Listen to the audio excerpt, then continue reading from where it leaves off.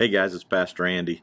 Today is the day after Christmas, and I hope you guys had an awesome Christmas, got to spend time with family and just enjoy yourselves at this time of the year. And I hope you didn't forget about Jesus being the reason for the season and that you kept him first in everything that you did.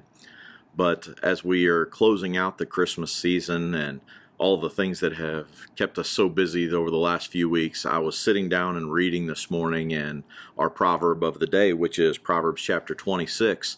And a couple of verses just jumped right out at me, and I've had to answer a question about these verses more times than what I can count. And they are in Proverbs chapter 26, verse 4 and verse 5, because it can be confusing if you're not careful. Chapter 26, verse 4 says, "Don't answer the foolish arguments of fools, or you will become as foolish as they are." And then in the next verse, verse 5, it says, "Be sure to answer the foolish arguments of fools, or they will become wise in their own estimation."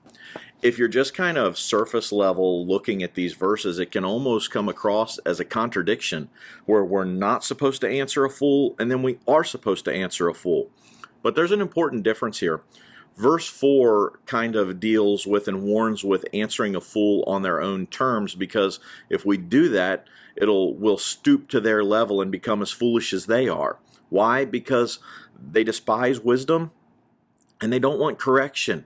A fool won't listen to wise reasoning and is going to try to draw us into their type of an argument, whether it's using deceit, just out and out lying, or if they're scoffing at our wisdom or getting angry and abusive. And we've all seen people do those kind of things to try to suck us into their argument. And if we allow them to draw us into that argument, then we're answering a fool according to their folly, or in a sense becoming like them. On the opposite kind of the spectrum, in the next verse, verse 5, tells us that there are some times when we have to answer a fool according to their folly, or we have to kind of challenge them or address them so that their foolishness doesn't go unchallenged.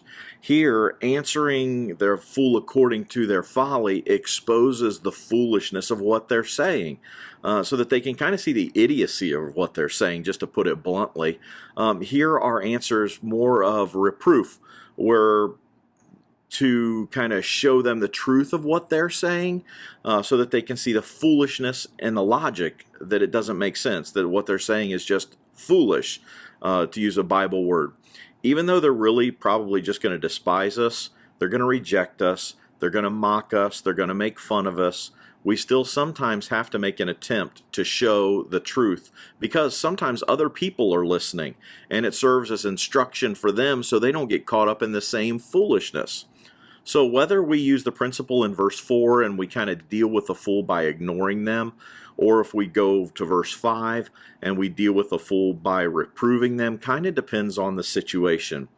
If it's something insignificant that really just doesn't mean anything, it's probably better to just ignore their stupidity. But if it's something that's important, if it's something that has real value, then sometimes we have to rebuke them and we have to instruct them. But we're supposed to do that in love, not out of anger or judgmental attitude or anything like that. It's if we let a fool speak their nonsense sometimes without correcting them, it actually encourages them, according to verse 5, to become wise in their own estimation. They're going to think in their own opinion that they're wise because no one's challenged them. And it can actually give credibility to them in the eyes of other people. So to kind of sum up these two verses, insignificant issues we probably are just better to ignore. And that's probably most of what happens on the internet and social media, Facebook, where people are kind of talking about each other or attacking each other. Most of that stuff's just insignificant. It means nothing. Nobody's really looking at it. I mean, if you look at their friends list, it's not getting a lot of traction. While we may feel like they're attacking us or saying things about us, really, in the grand scheme of things, people who aren't saved, people who we are trying to influence for Christ, they're never going to see that junk. So we're just better off on ignoring it.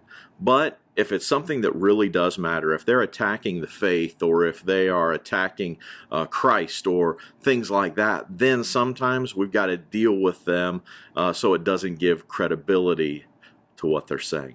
So I hope when you read this chapter and you read these two verses, you can kind of judge it by, is what they're saying important? Or is it just insignificant? And deal with it appropriately. God bless you, and I'll see you in church on Sunday.